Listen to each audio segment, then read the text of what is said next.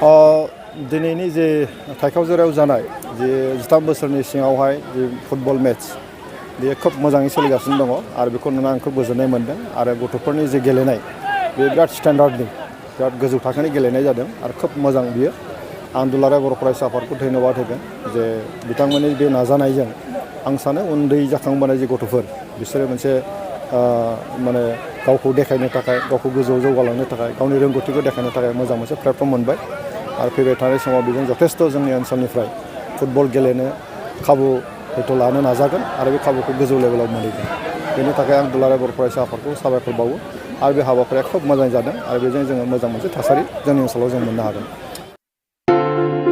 मोनसे गोनांथार फोसावनाय बे खौराङा नोंथांनि थाखाय गोनांथि जागोन।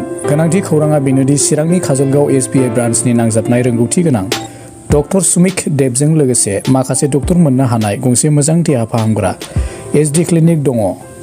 फै बिदिब्ला बे देहा फाहामसालियाव मा राहा मोननो हायो नायनि। डायबेटिसनि थाखाय फाहामथाय, सरासनस्रा सावस्रि फाहामथाय, बिखा बेरामनि सायाव फाहामथाय। नोंथाङा जुदि बेफोरबादि बेरामजों भुगिनांदोंब्ला काजलगाव SD क्लिनिकआव थांनानै नायजाहैनो हागोन।